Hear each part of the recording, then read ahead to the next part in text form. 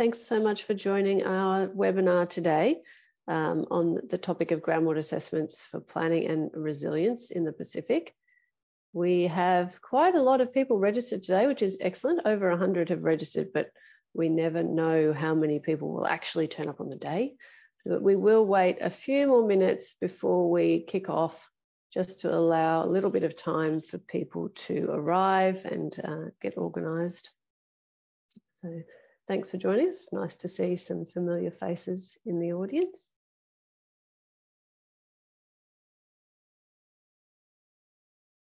And also some new faces and new names. Morning, Robin.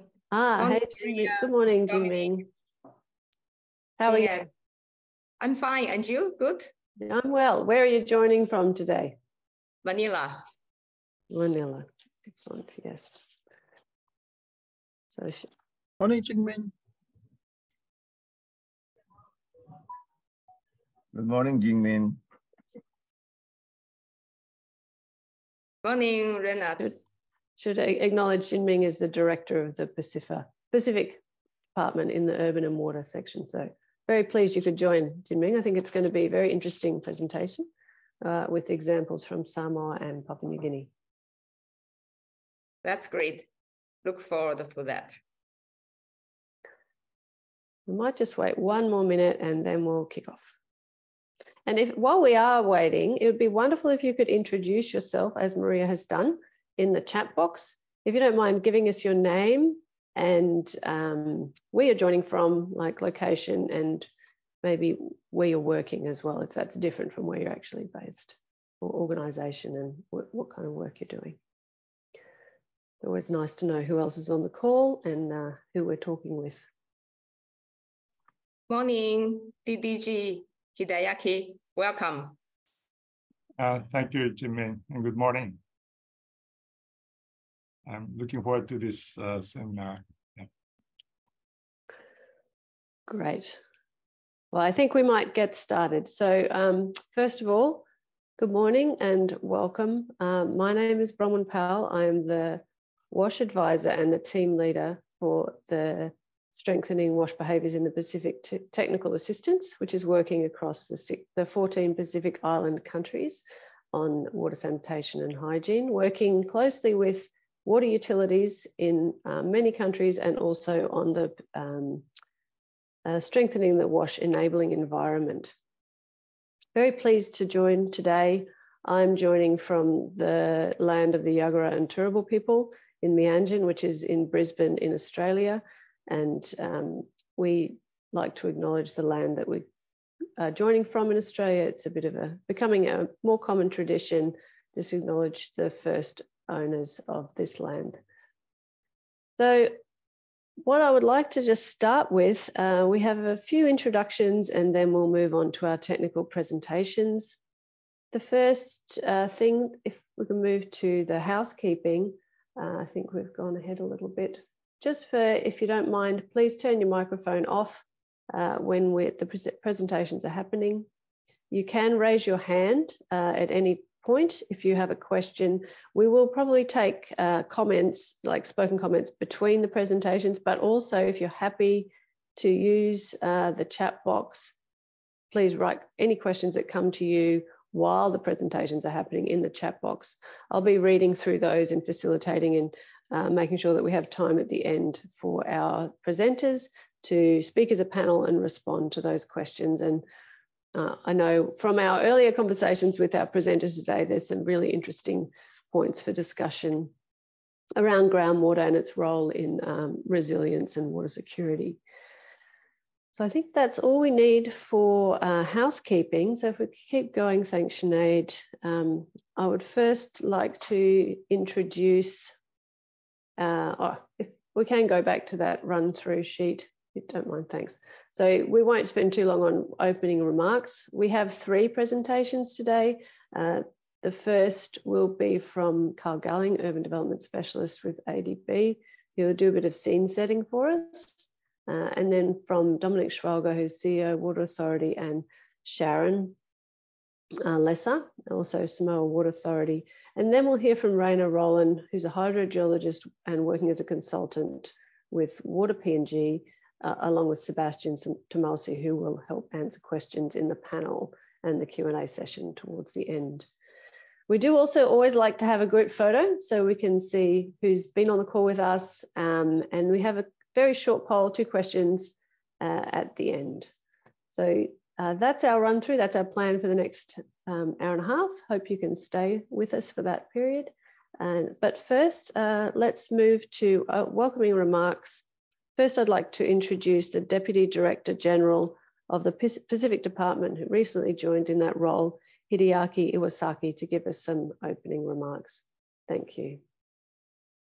Thank you. And good morning, good afternoon, and good evening, everyone.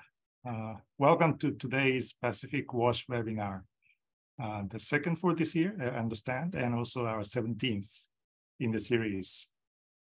We once again have the pleasure of co-hosting today's webinar in partnership with the Pacific Water and Wastewater Association. And I'm pleased to acknowledge the presence of Dominic Schwalger, CEO, Samoa Water Authority, and also the Deputy Chairperson of PWWA, and other colleagues from PWWA and utilities and government agencies across the Pacific, along with our development partners and also the colleagues from ADB. On behalf of the ADB team, I'd like to extend my appreciation to all of you for joining us today to explore this important topic of groundwater and how groundwater assessments can be utilized to strengthen water utility planning and resilience. As we all know, groundwater is a critical water source for piped water supplies, agriculture, and other livelihood uses across the Pacific. For many water utilities, groundwater has become a main source of to supplement available surface water to serve the growing demand from rural and urban population, and also other economic activities. And across Asia, we also see in some other countries, particularly in South Asia and Southeast Asia, that groundwater has become so much important and so much relied upon that over-extraction of groundwater is a major problem. And this is often due to poor regulation by the government.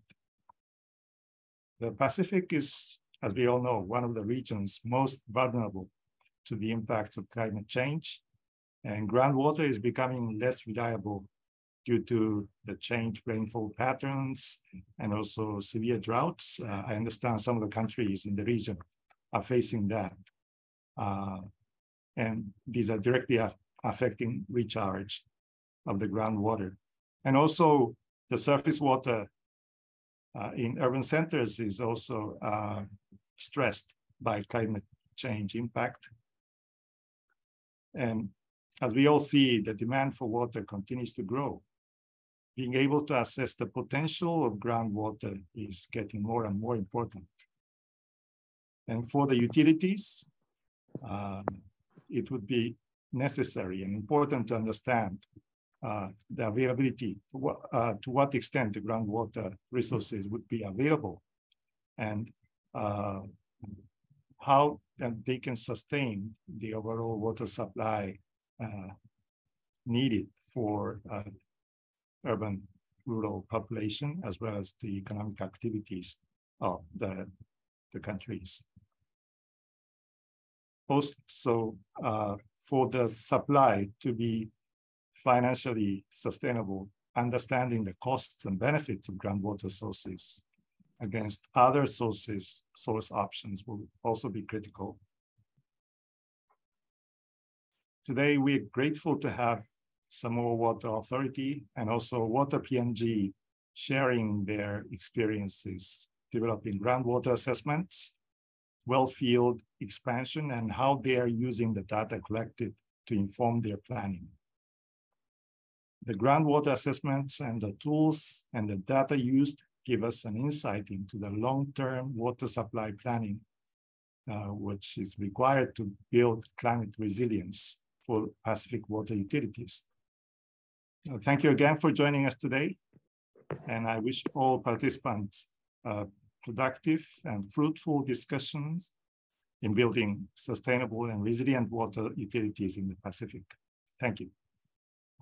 Thank you so much, Mr. Hideaki Iwasaki, for those welcoming remarks, and also for helping us to set the scene and understand some of the issues that we are going to be hearing about and are really important when considering groundwater as a source for utilities.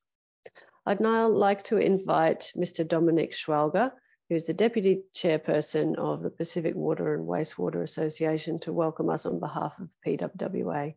Thank you, Dominic.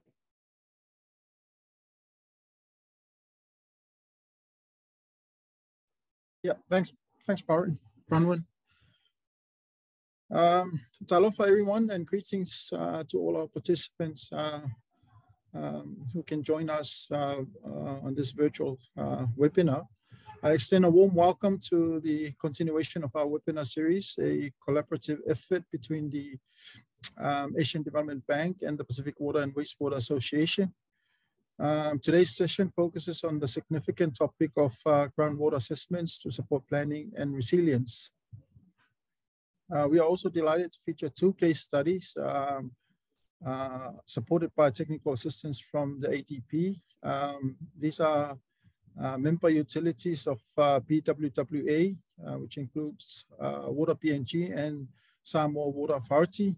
They will share valuable insights gained from direct involvement in the development of groundwater assessments. Moreover, we will highlight how the information gathered from these assessments is being effectively utilized to guide and inform future planning initiatives. Through these case studies, we have the unique opportunity to learn from practical experiences and best practices, gaining inspiration from successful implementation strategies. Also, by analyzing the approaches taken by Water PNG and SWA, we can draw valuable lessons on sustainable groundwater management, effective planning, and building resilience in the face of evolving water challenges. We firmly believe that this webinar will serve as a catalyst for transformative actions. It is our hope that the knowledge shared and collaborative discussions that follow will empower us to develop sustainable groundwater management strategies tailored to the specific needs of the Pacific region. By leveraging the expertise and experience within this virtual space, we can collectively contribute to enhancing the resilience and long-term sustainability of our water resources. Once again, we express our gratitude to ADB for their continued support and to Water PNG and SWA for their valuable contribution to today's webinar. Thank you, and we look forward to an engaging and insightful session. Thank you so much, Dominic. It's fantastic to have you here, both representing SWA and also Pacific Water and Wastewater Association. I'm really appreciative of having your knowledge, expertise, and leadership in this area.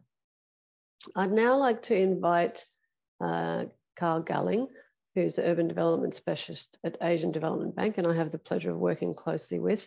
He has a role facilitating a lot of the technical support to the utilities as far as hydrogeology goes, and linking to a number of Asian Development Bank investments in the Pacific.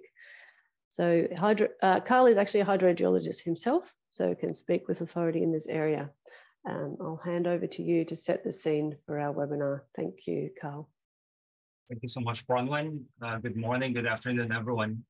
I just wanted to share a few slides to set the tone of the presentations and our discussions later. If you could move to the next slide. I wanted to share, these are like common headlines that you would see in the dailies of the 2 countries that we will be visiting. First, looking at the rapidly urbanizing capital of Port Moresby, where residents are fed up with water shortages or having been without water supply for days. And in most cases, water rationing and maintenance continues to cause water supply disruptions. Utilities under these circumstances lose trust and confidence when households can shower or go about their regular daily routine due to lack of water, especially when customers feel that someone is manipulating the water supply, opening it for a while and then shutting it off again. In Samoa, there has been an observed trend in the recent years of lowering of water levels in reservoirs due to prolonged droughts and low rainfall. And families have been observed to also continue to move further inland due to the felt impacts of climate change in coastal areas, particularly, and low-lying areas. And this pushes the utility to develop new water supply to cater for the increasing demand inland. While you will listen to Samoa Water Authority on their effort to aggressive efforts in that case to expand services to areas without water or with limited supply, water scarcity is constraining these good gains. If you could move to the next slide, and which would show that the problem with many of our Pacific Island countries is either they receive too little water or there's too much water. And in some cases where moderate available water is available, they're either polluted or contaminated. So in situations where they receive too little water, there's a decline in precipitation, which is caused by prolonged droughts, or there's change in rainfall patterns, changes in temperature. And this has a direct impact on the groundwater recharge, and there's a decline in groundwater potential, which eventually is being felt or manifests in a decline in well and spring production or causes saltwater intrusion. On the other end of the spectrum, as we've said, either they're receiving too much water due to cyclones, floods, or extreme rains that causes landslides as well. And this has a direct impact on the damage to water supply network, flooding and contamination of wells or well fields. And in cases in inland areas, there's an inundation of coastal well fields, inland well springs and damage by landslides. And this eventually causes limited availability of water, or there's a decline in water quality. So as we proceed with the presentations, I would encourage everyone to perhaps look at the following, consider the following questions and probably ask them later or ponder upon them as we go through the two case studies. First question is, what to do when there's little water? So we'll be listening to some of the steps that these two utilities have taken in trying to secure urban water supply. Some of you might be familiar with the classic love song of Andy Williams and the question of where do I begin?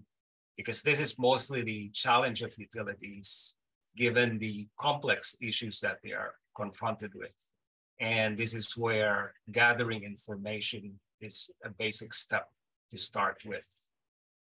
3 is, how do I make use of data once data is available? And this would also lead utilities to practice more of evidence-based planning and decision-making. For those who have the question of where to invest their resources, we're going to have some pointers on how to do the balancing act on considering the annual budgets that utilities have, but also where to prioritize their investments. And lastly, it's also encouraging everyone to act. But the question is, when is the best time to act? And this is essentially a question of forward thinking, encouraging utilities to look at future conditions and coming up with different scenarios on how to deal with those conditions. So with that, I hand over to Bronwyn, and hopefully we'll have a good discussion later after the presentations.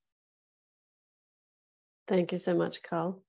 Now I'm very pleased to invite Samoa Water Authority to present, and we will have both CEO Dominic Schwalger and also Sharon Lesser presenting on behalf of Samoa Water Authority. So Dominic is a mechanical engineer by background, has worked with Samoa Water Authority since 2008.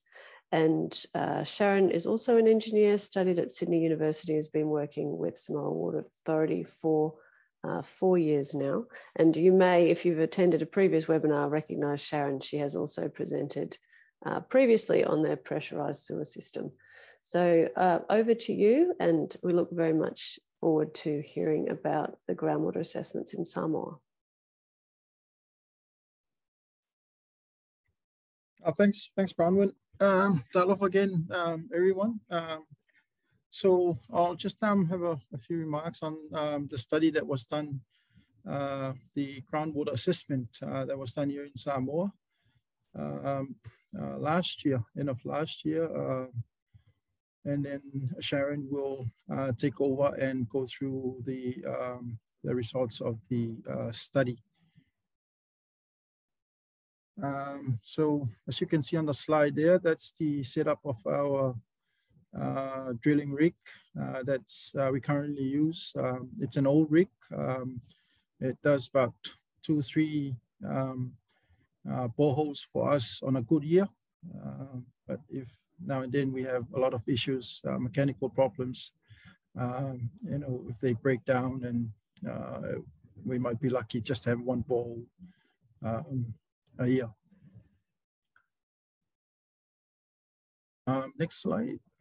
Yeah, so the presentation outline, I'll be just covering the Samoa water situation, and Sharon will take over the our approach to climate change, as well as our plans for the groundwater development.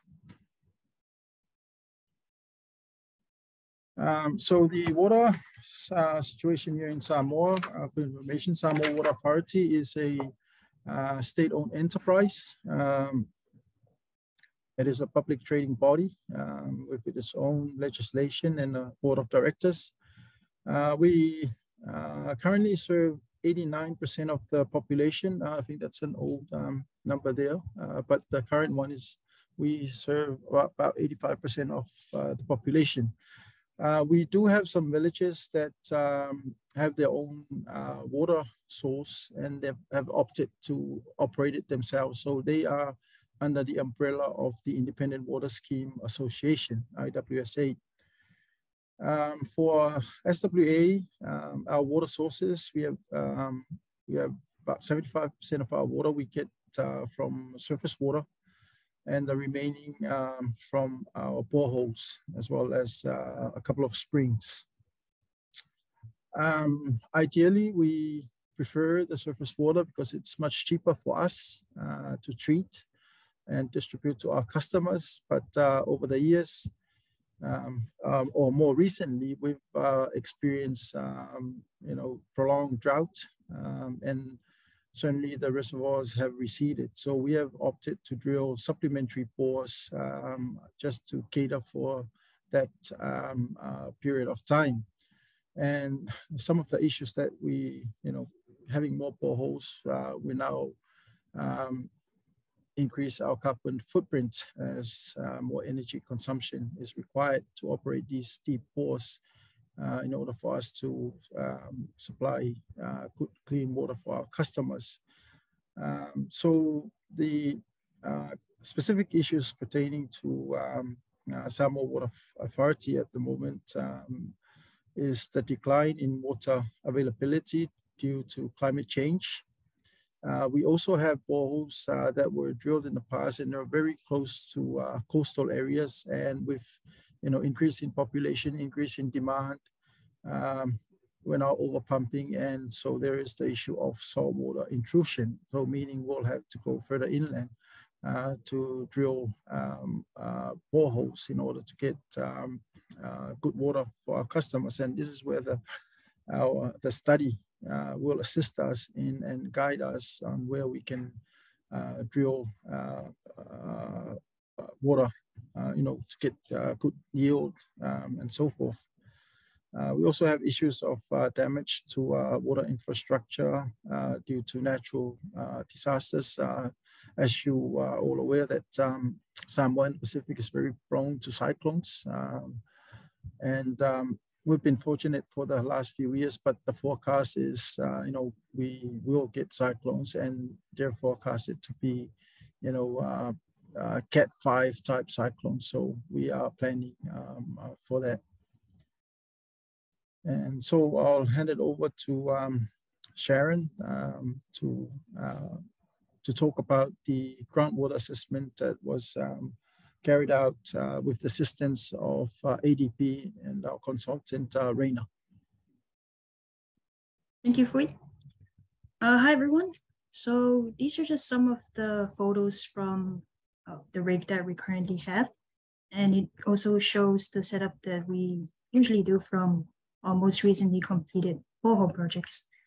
So at SWA, we have our own drilling rig, and we also have our own in-house specialized drilling team. So all of our borehole construction works, they're done in-house.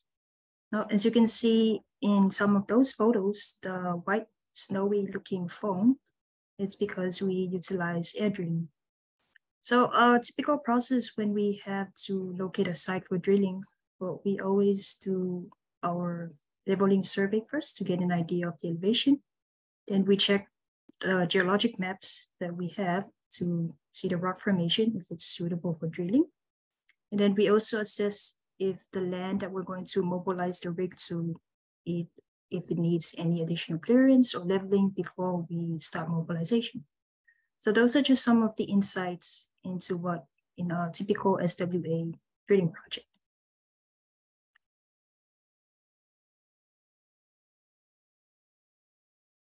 So the study, it was actually based on both of our main islands, which are Upolu and Savai'i. But as you can see, the map that is only showing Upolu, because for the sake of the presentation and also to save us some time, so we'll only be focusing on this main island. But Upolu and Savai'i, they have similar issues in that most of our boreholes, they have to be relocated further inland, either due to the sediments or a population moving further inland, or it's because the borehole is starting to experience issues with salinity intrusion.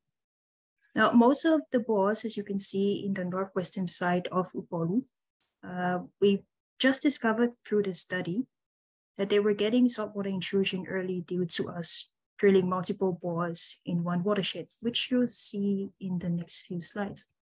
And it's a similar issue to Savai'i as well, which is why the study actually helped us to identify these issues and also how we can well manage our boreholes and also our drinking water wells.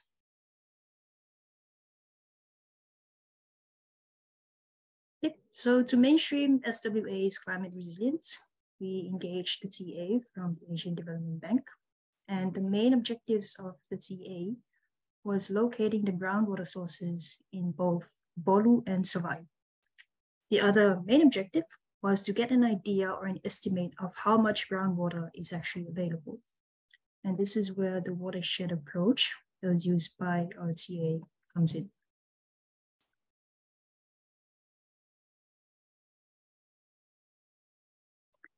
Okay, so just a quick recap on the hydrologic cycle. I'm sure Raina will do a much better job explaining this in his presentation if he has it too. But I'll just give you a quick recap. So for your hydrologic cycle, you have your evaporation, which is through the ocean, your actual evapotranspiration on land, a rainfall where we get our recharge,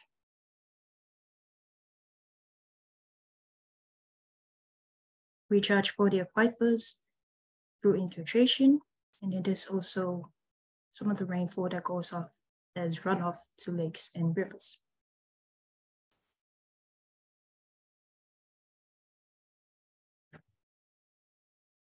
And we also have our springs and the location of our boreholes. Now, most of the SWA wells, the aquifers that we tapped into, they're mostly the unconfined aquifers, we haven't really tapped into a confined aquifer until now.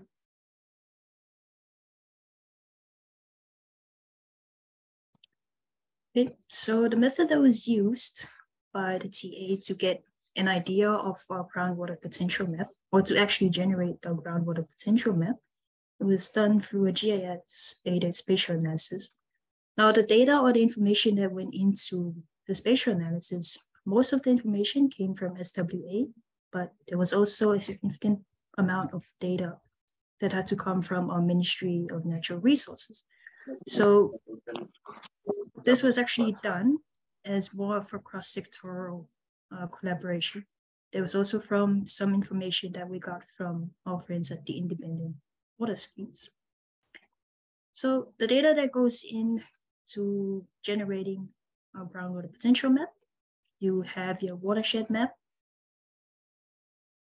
your village community map, topographic, river and stream, a geologic map that we got from our Met office, the slope map, Rolling Springs, which comes from our Water Resource Division of the Ministry of Natural Resources, and then your end product is your groundwater potential map. Now, as for the water balance analysis, this was used to get or an estimate of the amount of groundwater that's actually available within each of the watersheds.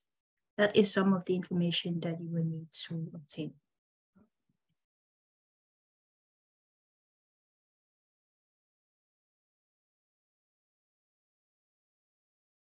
Okay, so compiling all of that data, this is what you end up with. So this final GIS spatial analysis map, you can see all the wells, you have your springs, the watersheds, the village boundaries, which would then be used in the next part of the analysis.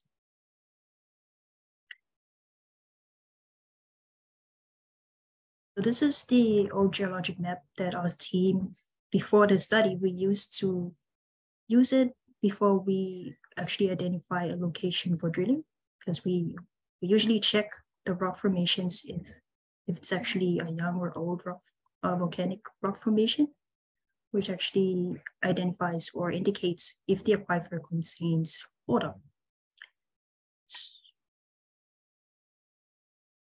So putting together all of that information,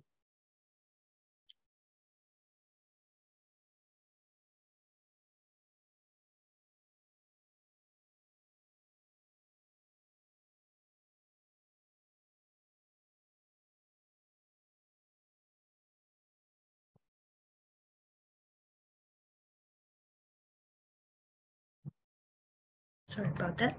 So when you put together all of that information,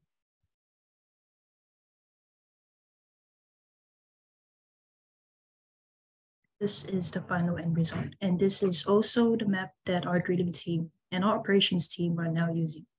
We can now see where the water is available, as indicated by the 3 to 8% slope. It's also what our target drilling slope is with our existing operations. And this is also the recommended, the 3 to 8% slope. It was recommended by our TA to when we do for our future drilling projects.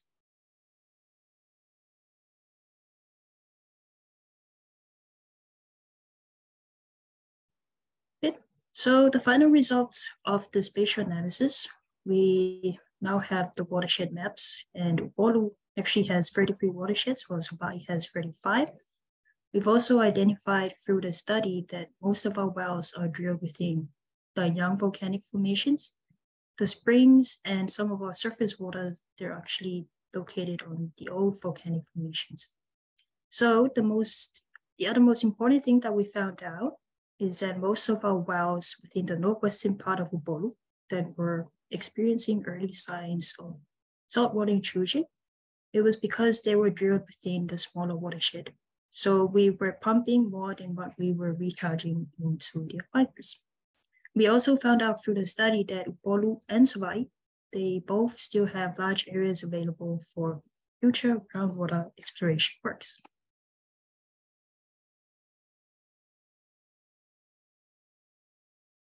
So as you can see here, Northwestern Upolu, that's a lithology-dominated groundwater system.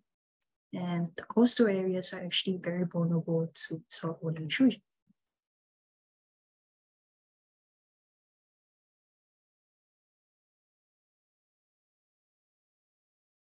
It's the same thing with the central side of Upolu, it's a fracture-dominated groundwater system. And we've also identified that the coastal areas, or closer to the coastal areas, they're very vulnerable to saltwater intrusion as well. So the results from the water balance analysis, we now have the number or how much of the groundwater is available in each zone of the Upolu. We also now know how many boreholes we can drill within one watershed. And this actually helps us to improve on our well management to make sure that we won't be over pumping as we are currently doing with some of our wells in the near future.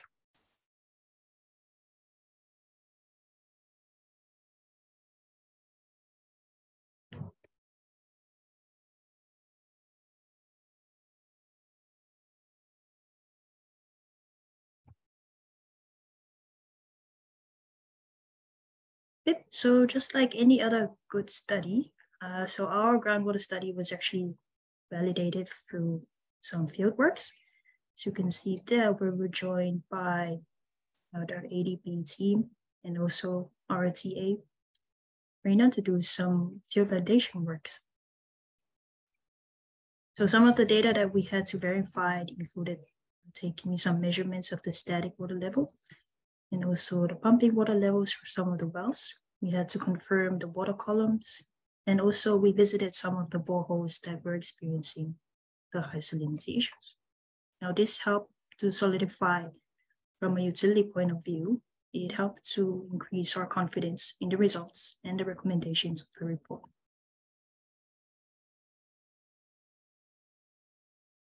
So as the action plan for SWA's climate resilience going forward, we now know which part of the island that we need to keep an eye on when it comes to monitoring the pumping levels and also the quality of the water that we draw out.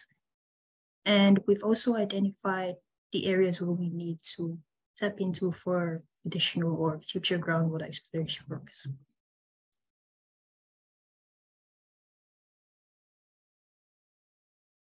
So I guess the key messages from us and also our point of view from conducting this study, it's very important that you have a really good or very reliable set of information.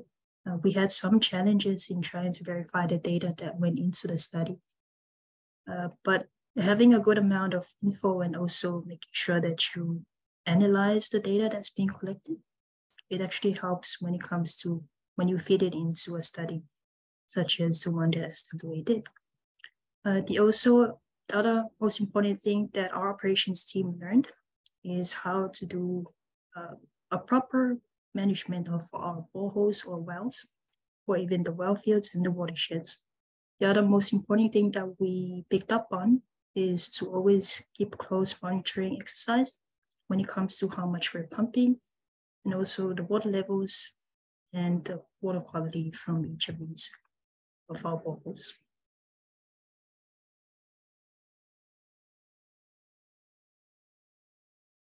And is the end of our presentation. Thank you very much for your patience in that really like in the slides that we went through. Yeah, Ms. Brunwick. Thanks so much, Sharon. That's a great overview and really interesting to see how you've had to adjust your management and look at new areas to explore for boreholes. We do have time for one or two clarifying questions if we have any. If participants want to put their hand up, I should be able to see those on the screen. If there's any questions now, we're happy to take them. Maybe I can ask a question. Oh, we have one. Okay. Prabesh, yes, would you like to ask your question now?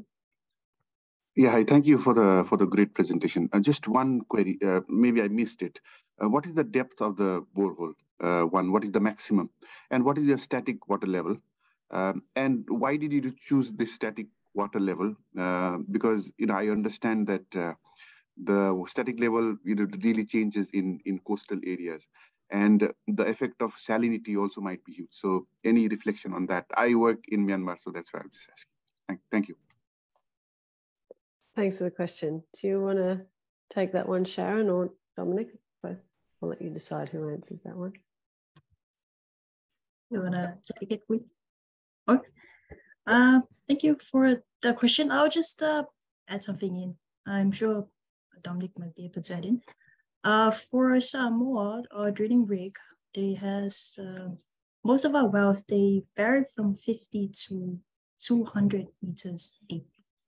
Now the rig, it has a capacity, you can only drill up to 215 meters in depth.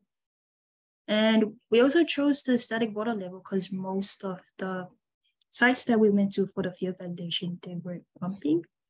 So we couldn't get most of the sites were standby wells, so we couldn't get the pumping water level. So that's why we chose the static water level for that part. I'm sure Reina should be able to clarify even more, but yeah, that's just from my side of things.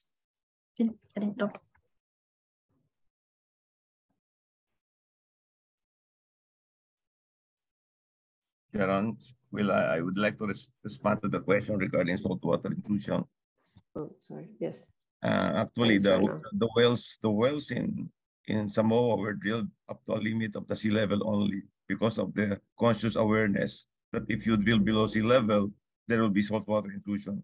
Having known that during the assessment, we also determined that there is the shallow water table, especially in the coastal areas. So what do we do with saltwater intrusion?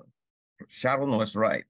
When we came over to the assessment, at that time, we were not aware that most of the wells were located on the northwest section of the island.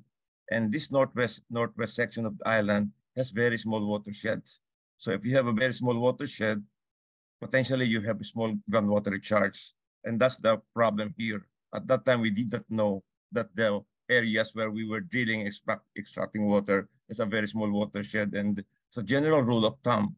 If you have a groundwater potential of, say, 100 liters per second, you don't want to use it up. There is no hard and fast rule on what to extract out of that number, but this is an indicative number. So by practice, we normally recommend don't go beyond 50% of what has been established by the water balance.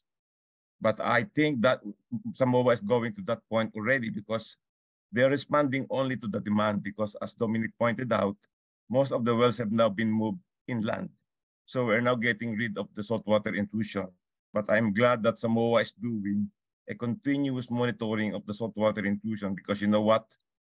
Even if your wells are located further inland, somehow it will affect the wells on the coastal area because you're going to move in water because of climate change, but if there is climate change, there is limited rainfall. And if there is limited rainfall, the tendency for you is for the seawater to go inland.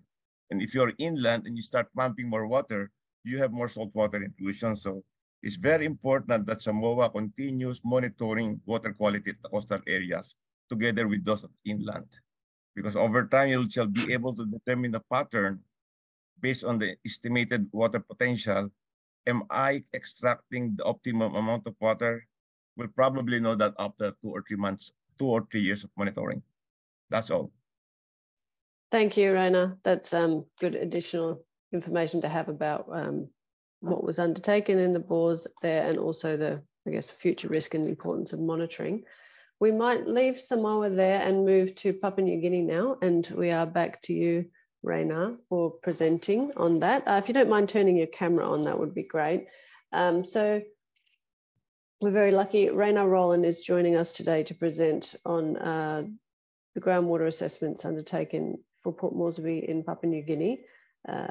Reina is a hydrogeologist and has worked for over 30 years across Southeast Asia and also in the Pacific in Vanuatu, Samoa, Papua New Guinea, and also has worked in South Asia on solid waste management. Thanks, Reina. Over to you. Thank you, Bronwyn. I will be presenting the results of the groundwater assessment, which was prepared on the last quarter of 2022 as part of the assistance extended by the Asian Development Bank to the government of Papua New Guinea.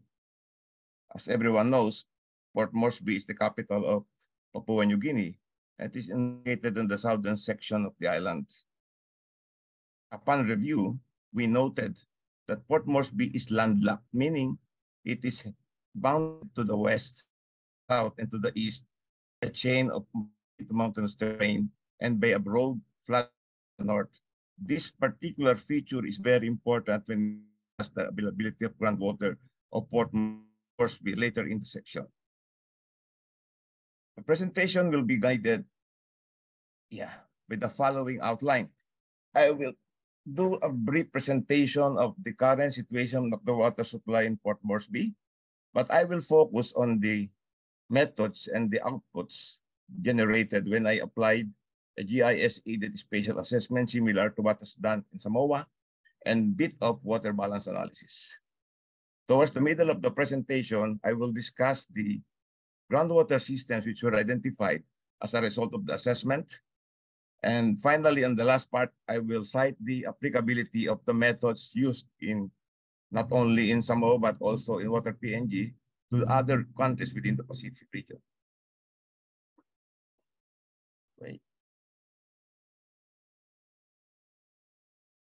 You see the yellow dots?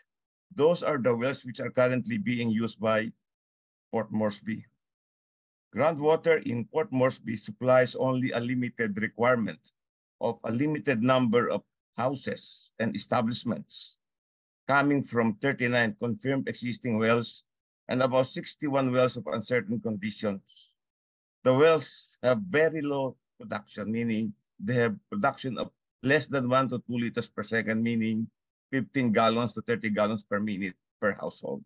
So if you consider a population of 400,000 as of 2023, this source is not enough. So the agency designated to provide water for Port Moresby is Water PNG, and its source is located 33 kilometers southeast of the city, and it is referred to as the Sinumu Dam or Reservoir. And the capacity of the source, including the treatment, is currently at 234 million liters per day. This surface water source, including the groundwater source, are both vulnerable to climate change.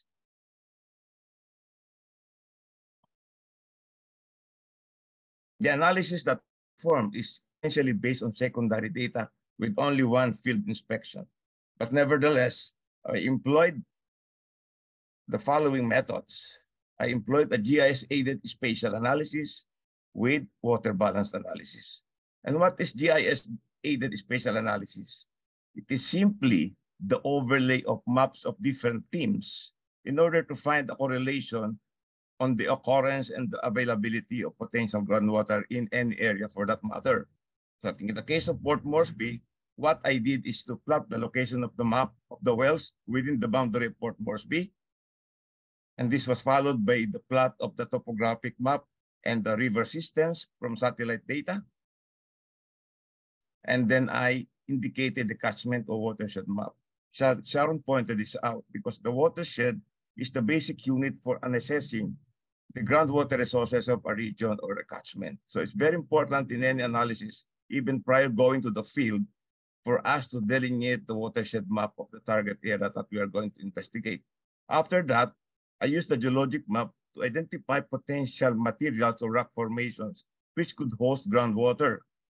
And the last one is a slope map which will tell us the areas where there is a strong possibility that the rainwater or surface water will infiltrate into the subsurface and recharge our groundwater. And we will, at the end, we will have the composite map that tells us where the likelihood of groundwater will exist. But the results of this analysis will be presented later in the presentation. But right now, let me go to the water balance. Unlike Port Moresby, unlike Samoa, Port Moresby only has the following data: rainfall, temperature, and an assumed soil moisture. So I use this to generate a climatic water balance, meaning depending on temperature and rainfall. in order to quantify the typical water balance equation, which goes like this. We have rainfall, we can estimate actual evapotranspiration, we can estimate runoff, and most important, we will have a number called groundwater recharge. Everybody knows that groundwater recharge, when multiplied with the catchment of a watershed, we will be able to get an indicative number of how much water is present in that catchment or watershed. Now the analysis. This is what you call a hillshade map generated from GIS. And I plotted the wells of Port Moresby here. The green dots represent the freshwater wells. The yellow dots represent the abandoned wells. And the red dots represent the wells which were reportedly yielding brackish water. And the irregular polygon defined by the black line is the boundary of Port Moresby. What did I do next? I combined this map with topography and drainage. Topography is represented by the brown lines or the contours, while the drainage is represented by the blue lines, which represent the rivers and streams.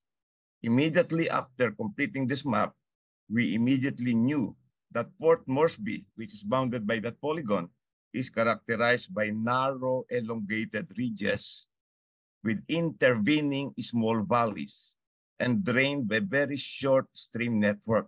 This has something to do with the groundwater potential, because as a rule, if the stream has no flow, there is no base flow.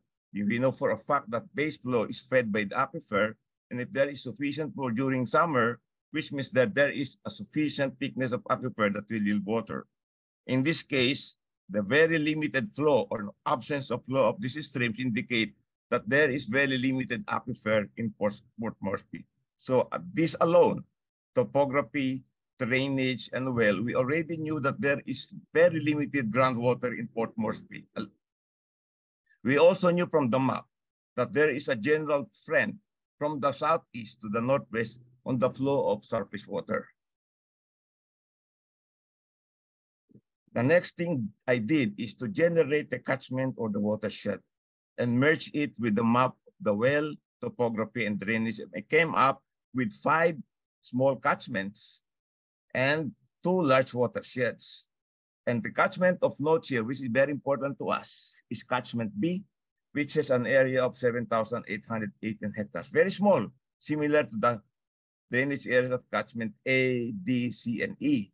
But compared to the drainage area of Goldie River and La Loca River, these are very small because Goldie River has a watershed area of 53,000 plus hectares. Okay, slightly smaller at 42,000 plus hectares. And as a general rule, without considering geology, if an area has a large watershed, chances are the groundwater is large. So if you have a small watershed or catchment like Port Moresby, then the groundwater potential of that area will be small. I compiled the geologic data in Port Moresby and immediate vicinity and found that there are 14 rock formations, very complicated. But these are sedimentary rocks, metamorphic rocks, and igneous rocks. But what I did is to lump them together under a term called consolidated, because these rocks are very old and very consolidated and have presumptively low permeability, meaning they will be unable to hold significant amounts of water. They are represented by the polygons colored green in the map. The yellow ones correspond to the unconsolidated alluvium and colluvium. And if you note, these are the materials that are more permeable because they have loose grains of sand and gravel. And these are distributed, most of it though, north of or immediately north of Port Moresby. Also shows us that we know that Port Moresby proper is underlain of low permeability. And combined with small catchment, we now know that there is very low groundwater potential within Port Moresby proper. I went a step further and combined all this with slope. And now the map has become a bit more complicated. I classified the slope into 2 classes only. Those which are flat, I classify them under 0 to 8%. And these are represented by these light creamy areas north of Port Moresby and the narrow valleys of the watershed and catchments. The slopes with 8% and above represent the highlands, and these are colored pink in the map, and these are the areas that favor runoff, not infiltration into the subsurface. So this map has shown us that very likely water will not go through the pink ones, but will rather accumulate or percolate into the light colored ones, which are the 0 to 8% slope.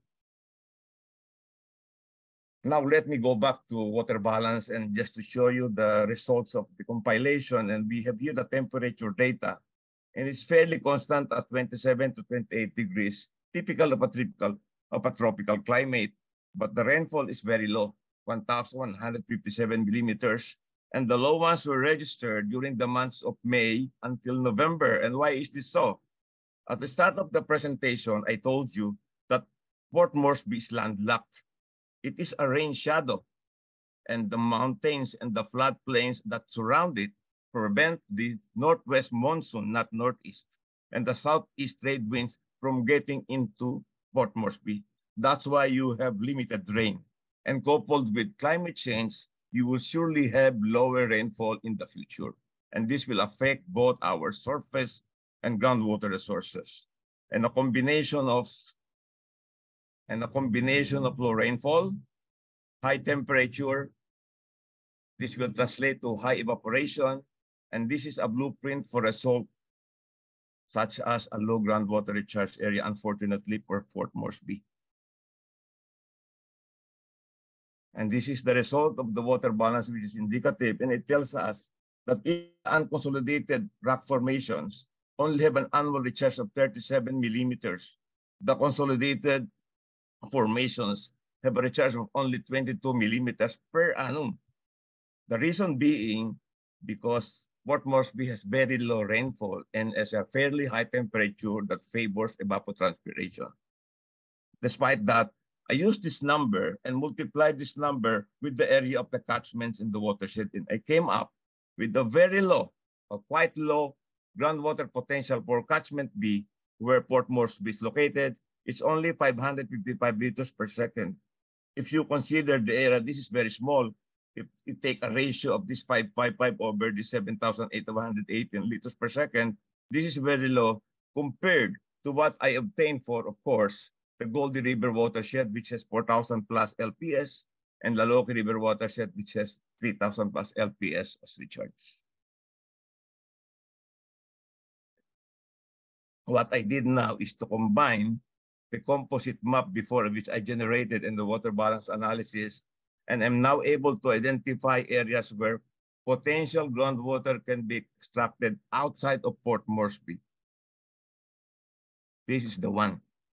If remember that I told you before that the concentration of relatively thick alluvial deposits are found north of Port Moresby. And this coincides also with the areas with 0 to 8%, which allows percolation of surface water and rainwater. The advantage of this site, however, is it corresponds to the floodplain of a big river system, the Goldie River and the Loki River. And you know, the floodplain gets flooded, and it should have, as I inferred, a relatively thick deposit of alluvial deposits, which needs to be validated using standard georesistivity survey or perhaps pilot well drilling to determine the thickness of the alluvium and the indicative recharge of the production well. There is another advantage of this site. We have climate change, that there is always the threat of a decline in rainfall. But this zone is hydraulically connected to the channel of these rivers, the Goldie River and the Loki River. And this gives us an added bonus of recharge despite the absence of rainfall. So this is very important. Another important thing is this zone is strategically located with respect to Port Moresby. From the engineering standpoint, any well developed at the northwest portion of the site could easily be transported back to the northwest, to the northeastern sector of Port Moresby. I drew two lines just to highlight the sections which I prepared later on in the presentation, because I was able to identify 2 groundwater systems within Port Moresby and vicinity, and these are shown in the next 2 slides. This is a schematic section, exaggerated, that shows through the central portion of Port Moresby that shows the fracture control system and the alluvial system. The fracture control system refers to the brown colored materials, while the alluvial system refers to the very thin yellow layers here. And the vertical lines correspond to the wells which reportedly yield less than 2 LPS, very low production. So right now we see that even if there is alluvial material here in Port Moresby, it's very thin and insignificant to contribute to the very low yields of these wells, which are drilled through the fracture control system. Let's go to the northern sector. The northern sector highlights the inferred thick deposit of alluvial materials at the junction of Goldie and Laloki, and that is the floodplain. And this needs to be validated. It's a floodplain, it gets flooded most of the time, and if wells are going to be drilled or developed in this area, the designer should take into consideration the highest level possible, because we don't want our flood waters getting into the casing of our wells and contaminating our water sources. It's more important here right now that it's noted here that WPNG has not yet drilled any well here, but perhaps after this investigation and assessment, they would consider developing this area as a future groundwater source, mainly because of the additional recharge provided by its hydraulic connection with the active river channel of Laloki and Goldie. Despite the limited data, meaning geology only, we don't even have a topographic map. We have the well point inventory and we have the climate data. We were able to gather the following conclusions. We were able to identify the potential well field north of Port Moresby, which could be developed to supply that section of the city. We were able to identify 2 systems, fracture controlled and alluvial system, which will now serve as the basis for the plans of WPNG on what to do with this kind of data for future investigation. And we were finally able to explain why through all these years, more than 10 years, the wells in Port Moresby have low yields simply because we were drilling through a rock formation which has low permeability and is located within a very small catchment. Finally, our colleagues here in the forum could consider applying the methods that we applied in Samoa and Water PNG in planning systematic groundwater exploration. In fact, the only things that you need at the moment when you start with this is the geology of the area, climate, meaning rainfall and temperature, and topography. If you have topography, you can actually draw the drainage system. If you have topography, you can prepare the slope map and find out which areas will have infiltration of water. And if you have topography, you should be able to accurately determine the catchment area of the target area you want to explore. Of course, there is no substitute for additional data on the production, design, and location of the wells and spring. And nothing, of course, will surpass if you conduct a preliminary investigation to support the data, but it's basically done, that was basically done at the desktop, meaning all these analyses were done using desktop data. And if you combine this with sufficient field information, you should be able to make a comprehensive assessment of any area within the Western Pacific using only topography, climate, and geology. Thank you very much. Thank you so much, Raina. Really fascinating and great to see how much can be assessed from a desktop study. I should mention also that Water PNG we had thought would be attending. Sebastian Tomasi, a manager for infrastructure and planning at Water PNG, unfortunately hasn't been able to join us this morning to represent Water PNG. We now have about 15 minutes for questions and answers from our panelists. If you don't mind, please all our presenters, please turn your videos on and be ready for some questions. So, and for our participants, if you'd like to raise your hand, you can do so with the button at the bottom of your screen. Or you can also type into the chat box. Carl, you also got your, yeah, there you are. I can see you. Great. Maybe, Carl, I could start with you while we're waiting on some questions from our participants. If you have any reflections after seeing the two studies and your thoughts on, I guess, investing in this kind of assessment and the benefit to the utilities.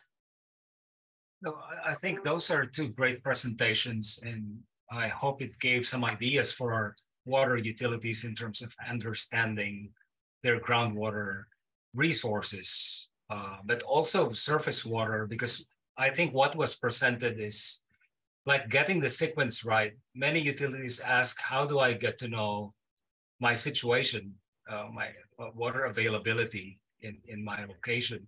And it's essentially, as you've heard in the presentations, it's essentially getting the sequence right, starting with what is visible to the naked eye. And it's essentially just going through a collection of maps and data that you could put together to understand better the currents of water. Rainer, I think Rainer did a great job in introducing a systematic process of consolidating thematic maps, making sure that you do look at the different factors that affect the accumulation of water in a specific area. And the approach on water balance analysis, which is essentially dependent on how you put together your mapping of your watersheds and water basins, essentially, is very important. I think on the supply side, this would also give the utility adopting a strategy, I'd say viewing cities as water supply catchments. You've seen the situation in Port Moresby where it's not ideal for them to drill wells. And Rainer, I think what's coming out in the assessment is you need to import water from the neighboring watersheds. And I think it's a basic, it can be a basic approach where utilities could view their cities as water supply catchments, harnessing water within the city boundary first, looking at local and city-specific aquifers, and trying to manage that at the city level before trying to look at sources beyond their watersheds or water basins. So I think that will save them a lot of money in terms of transporting or importing water from other sources. So I think that's very basic, getting the sequence right in terms of doing your physical assessments, basic field mapping, and then you do your confirmatory investigations in the form of geophysical surveys and groundwater drilling. Many times we've seen utilities do the reverse. They directly go through geophysical surveys without understanding the basic lay of the land, or they do immediately drilling and end up unsuccessful hitting a good aquifer. Thanks, Carl. We do have a question that's come in, which I think relates a lot to the models that you've presented here, which is, and also all of you have mentioned the fact that climate change is affecting rainfall and also, of course, sea level rise, so which is risking or increasing the risk of salinity. So the question is to deal with dealing with uncertainty. So in terms of information available about the aquifer catchment climate information, there may be limited data. So how you deal with the fact that there's already limited data, but also, I guess, the uncertainty in climate modeling going forward. So how would you take that into account? maybe to you Normally first, we Rainer. have, yeah, thank you. Thank you for the question. Regarding the uncertainty regarding the catchment, in my experience, topographic maps of most countries are not readily available.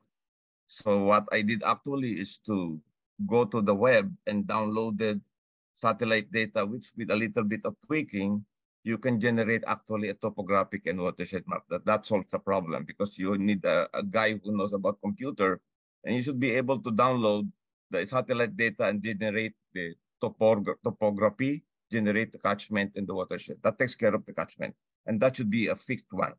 Regarding the aquifer, here comes the importance of doing a water point inventory, because as Carl pointed out, before doing any georesistivity or drilling at all, a team should be sent out to the field after this kind of analysis to identify where the wells are, where the springs are, how deep are the wells, what is the design of the wells, because this kind of data will provide us information. Is the well topping a volcanic formation? Is the well topping an unconsolidated formation? That solves our more or less the idea of what is the type of aquifer being tapped in this case. How about the climate information? Most countries have this kind of general data on the amount of rainfall, but you can go to the website, but you need actually, it's not an absolute number. That's why I always emphasize water balance is indicative, because you have to rely on data which was published on the web or gathered somewhere else, but you have to take into consideration that that's indicative. So normally there's a general rule of thumb that if you have this kind of rainfall, you probably are safe to say, let's say 5% or less than 10% of the rainfall will probably go to your groundwater. Don't quote me on that, but normally most consultants, without going to the site, say, let's test 5%. So you have a catchment area, and then you have generally, we have readily an indicative number, and then you now put in geology. If the geology is sandstone or solid rock, then that number goes to the window. It's not relevant. But if the geology is alluvial or limestone, that number is relevant. So it's a question of judging which data is correct. But these are techniques which were developed over the years of doing it. As Bronwyn said, I did it over the past 30 years or so, and normally, but it's also good to probably hire a mining engineer or geologist to look into those things, because a geologist can tell you what kind of formations will have permeable materials, what kind of formations will have impermeable materials, and that's a big step already. Samoa is lucky because Samoa is underlain by very young volcanic rocks, which are very permeable and still able to absorb rainwater. I hope it clears up the question. Thank you. Yeah, thank you. It's interesting right now for me to hear the kind of rule of thumb of the hydrogeologist in like the percentages that might of rainfall that might meet, actually make it to the aquifer. And also, like you said before, is around something like a rule of thumb around what percentage you might take. You might take from the water balance. Yeah, something like that. Okay. We do have another question that's just come in. Did the case studies undertake sensitivity analyses to factor in various climate change scenarios? I don't think we saw any presentations yet on it, or in what we covered, but I'm not sure. Maybe Samoa, either Sharon or Dominic, do you have plans to do any modelling or of different climate change scenarios and the impact that might have on your various sources? Oh, you're muted, Dominic. Thanks. Yeah. I think for us, the study really was to take charge of where we are at the moment and identify gaps, like even in the data. Some of the data that we didn't get, we're looking at ways in how to collect those data to ensure that future studies will have enough data to make informed decisions. And I think moving forward, once we're confident with that, that will be like the next step, for us, just so that we are sure and we are confident with what we have.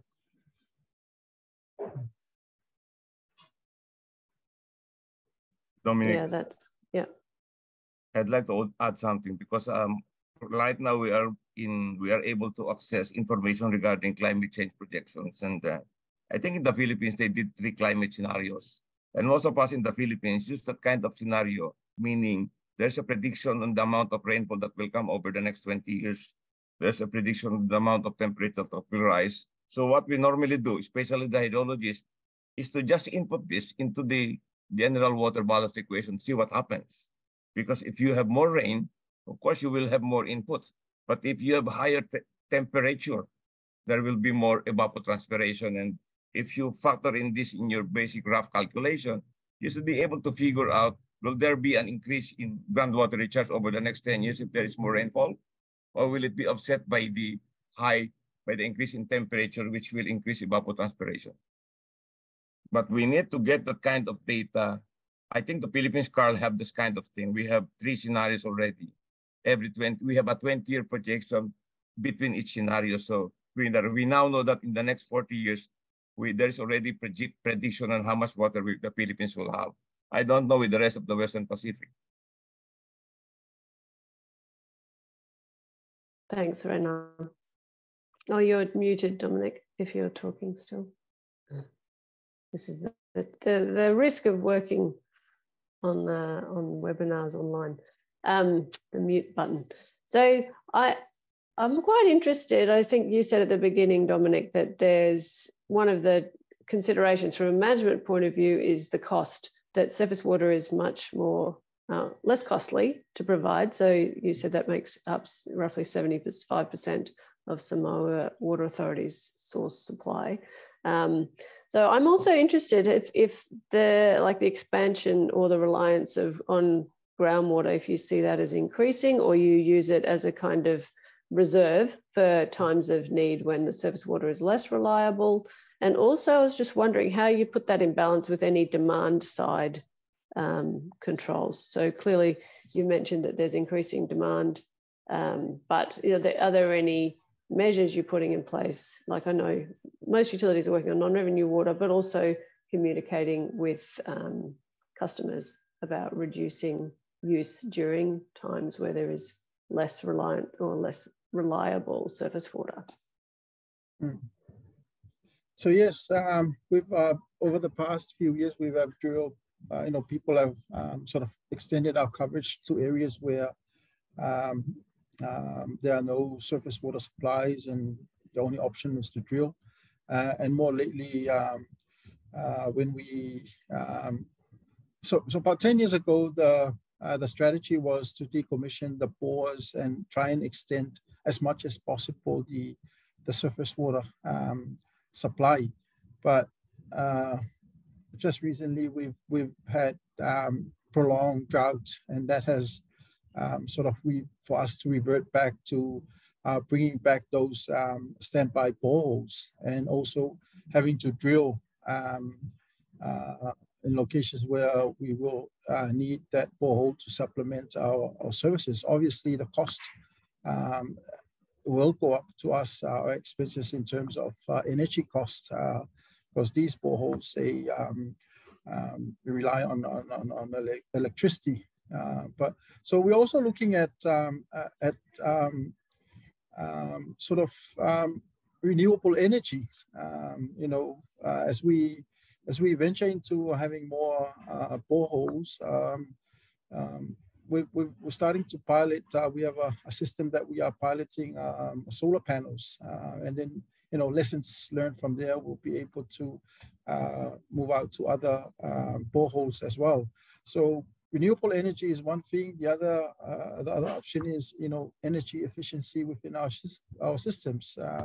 Ensure that our pumps are running efficiently and get serviced. That's the easy fix. Get serviced regularly. That should save us cost. But also, NRW comes into play as well, especially those systems where being supplied by boreholes, and awareness to our customers, to conserve water, because it's getting more expensive to get water to them if their source is from a borehole. Yeah, thanks, Dominic. There's a lot of moving parts in there and many things to consider. Go ahead, Carl. Yeah, Bronwyn, no, I just wanted to take on this question by Andreas, which is quite interesting. So he was asking about environmental implications of abstracting groundwater from alluvial deposits, which I think is a valid question. And the experience we had in doing these investigations in Samoa and water PMG is it was always natural for us to reach out to regulatory agencies. And this is part of like your data gathering, because most of these regulatory agencies keep the data that you need for your groundwater assessment. And you'll encounter in some countries where they have good regulations, they already have like numbers or thresholds that they put on maintaining base flows, like you could extract so much volume of water to keep maybe 80% of the base flow, 90%. But other countries don't have them. And that's also an area, a policy area that we support them in developing some standards to keep those regulatory functions. Any environmental implication? I think it's when you over-extract groundwater. So over-extraction is an issue in many atoll countries, but in larger countries like Samoa, larger island countries, and PNG, this could be site-specific where you could experience over-abstraction before a bad condition happens. But yeah, it's a matter of really also helping utilities work with government agencies so that that relationship is built strongly on trust, but also helping gaining a win-win situation where regulatory agencies are able to deter any environmental impacts, but also utilities to perform and deliver services better. If I may add, Bronwyn, I know we're running out of time. Just a point I wanted to also highlight is we should be encouraging utilities these days, because of the impacts of climate change, to consider diversifying options. So it's not a case of surface water over groundwater or groundwater over surface water. It's always finding the right balance and diversifying resources. When do you resort? Which periods of the year do you resort to groundwater, and which times you could rely more on surface water, either through catchments or through dams or impounding facilities. So I think that's a strategy, really looking at diversifying your options. In many of the atoll countries, they've considered reverse osmosis, desalination plants, but it's always finding the right combination, also being cost effective in doing so. Thanks, Carl. Yeah, I think you make a good point there about having multiple options, and that's one of the principles we see in climate resilient WASH is having some redundancy in the system. So keeping your options open and having some redundancy. We will have to leave it there. Thank you so much for the fantastic presentations. We'll take this opportunity for a group photo. If all our participants don't mind turning their camera on, please. We'll take a group photo. It's a good record for us of everyone who's joined. We do have a few apologies, people who already signed off, but they seem to enjoy the presentation, which is great. I think Sinead or Maria, just give me a thumbs up when you think you've got a good shot, and we'll move on to the poll. Hi, Rob, I can see you. Hi, Jeremy. Hi, Matt. And Jimmy. Okay, if everyone can turn the camera on. I think that might be as good as we're going to get. Okay, thank you. That's great. Just give me a thumbs up if you've got it. Carl's taken a photo, have you? Did you take the photo, Carl? Oh, Maria's got it. Okay, great. Wonderful. Then we'll go to the poll, which I think Sinead's going to share on the screen, and then it's a poll in Zoom itself. So I'll let Sinead do the magic with that. This is for our own monitoring, I guess, understanding the impact and reach of our webinars, who's attending. So if you don't mind, just 2 quick questions there. The first one is, did today's webinar expand your knowledge and skills on the topic of groundwater assessments? And did you learn something new that you can use in your workplace? So I appreciate if you could complete that.